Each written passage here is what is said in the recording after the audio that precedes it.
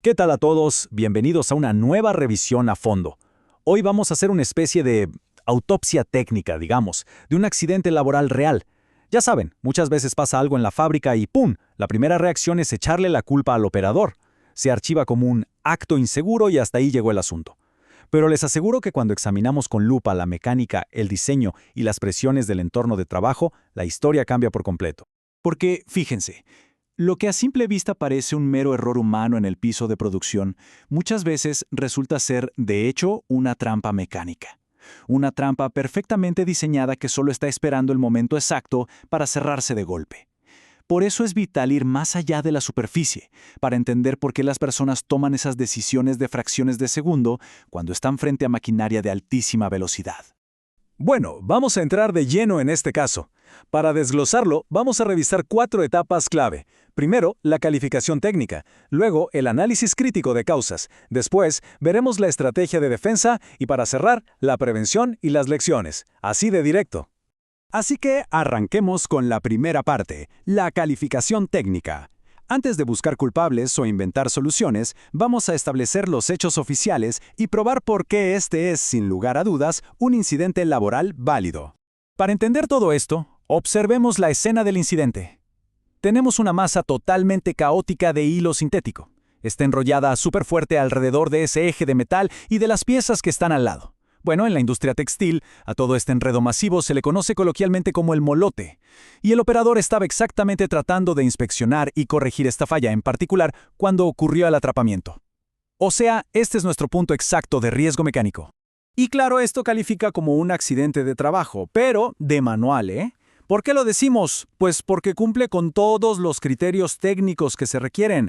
Hay un nexo causal innegable con su labor. Ocurrió justo ahí, dentro de las instalaciones, en su horario laboral y, lo más crítico, bajo órdenes directas de su empleador. En otras palabras, no fue que el trabajador se pusiera a inventar, estaba haciendo exactamente el trabajo que le asignaron. Muy bien, pasemos a la sección número 2, el análisis crítico de causas. Ya con el marco legal sobre la mesa, vamos a profundizar y revisar la evidencia física para descubrir esos peligros mecánicos que a veces se esconden a simple vista. Y aquí les va el primer dato que nos deja helados.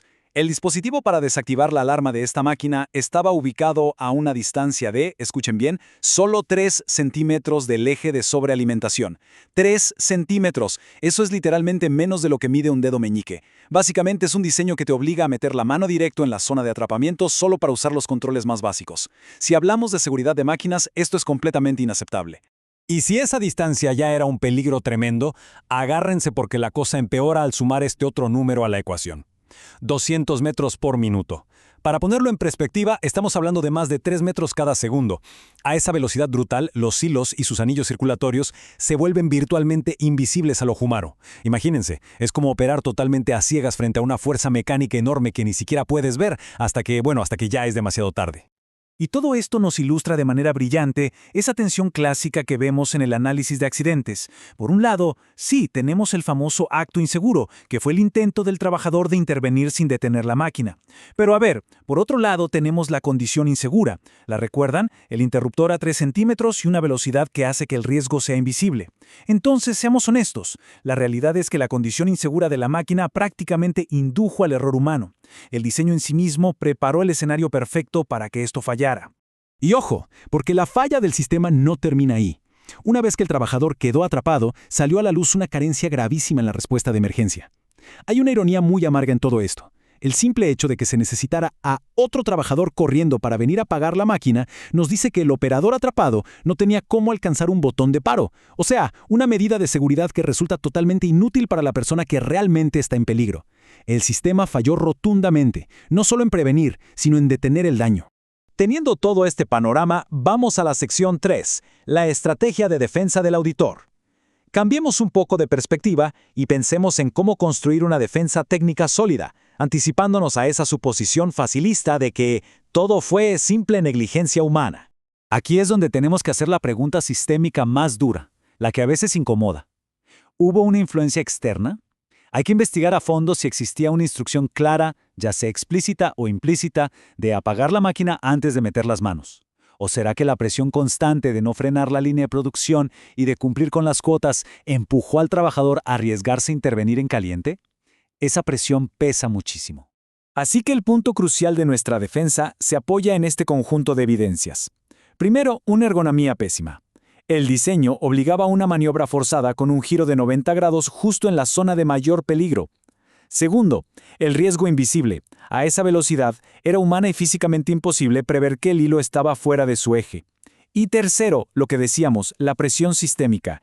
En resumen, el trabajador no actuó por una imprudencia temeraria, sino que estaba condicionado por un diseño fallido y un entorno de altísima exigencia. Y así llegamos a nuestra última parte, la sección número 4, prevención y lecciones aprendidas.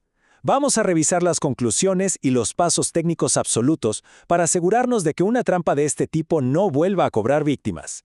Porque frente a todo el caos del accidente necesitamos sin duda soluciones muy estructuradas. Aquí tenemos 3 protocolos de acción clave. 1. Rediseño imperativo.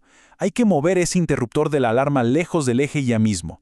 2. Instalar guardas físicas. Es indispensable poner barreras para que los dedos simplemente no puedan llegar al eje mientras opere la máquina.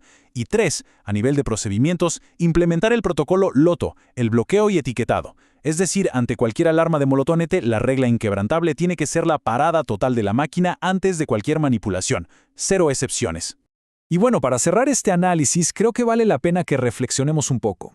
Este caso del molote nos demuestra que lo que a veces despachamos rapidísimo como un error humano, la mayoría de las veces es el resultado final de un diseño que falló monumentalmente en proteger al usuario. Entonces, la gran pregunta que les dejo es esta. Si miramos los procesos y las máquinas que nos rodean todos los días, ¿qué otras trampas mecánicas invisibles están ahí ocultas esperando un pequeño paso en falso? Es un recordatorio súper poderoso de que la verdadera seguridad industrial siempre empieza desde la mesa de diseño. Gracias por acompañarnos en esta revisión técnica y nos escuchamos en la próxima.